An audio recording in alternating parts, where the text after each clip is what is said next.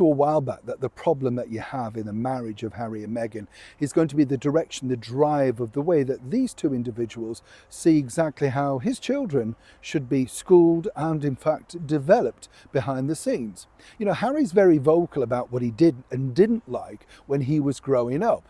And he often cited the fact that when he was going, say, to the Wetherby School in Notting Hill with his late mother, Diana, Princess of Wales, he hated the fact that there were photographers. In fact, his nickname for them was Tographers because he just didn't like being pictured. And apparently that was a bugbear for him and indeed Prince William. William, though, seems to have got over that. Harry, not so.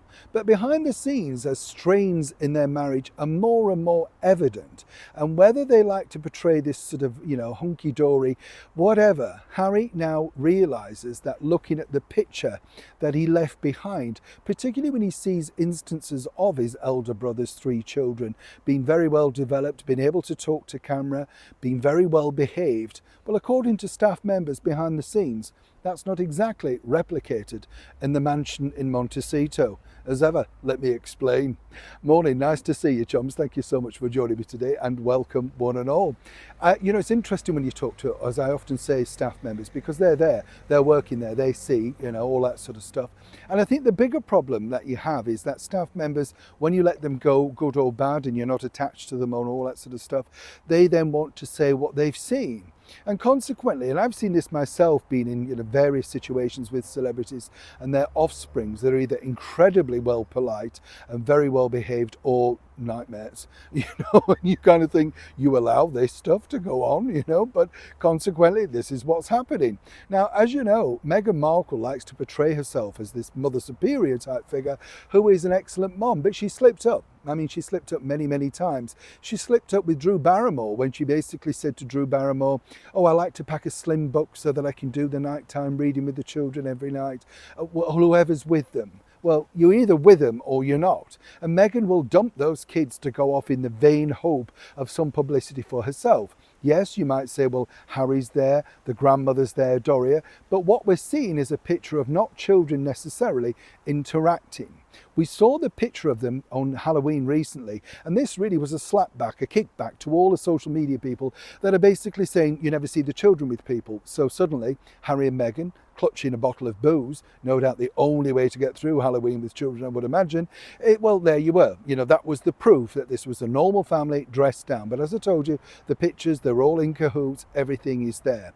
All the other things that you see alongside the children are all instigated by Meghan Markle. Now, earlier this year, what many people forget is that there was a story going around about how Harry wouldn't mind his eldest child, Archie, to be schooled over here in the United Kingdom.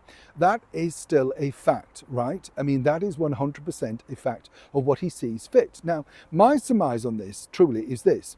I believe that Harry thinks that this will be quite good, obviously, for his child, and it would be an excellent school, good grounding, all of that, with the eye on the fact at some point that he believes maybe via his own child he would go back into the monarchy.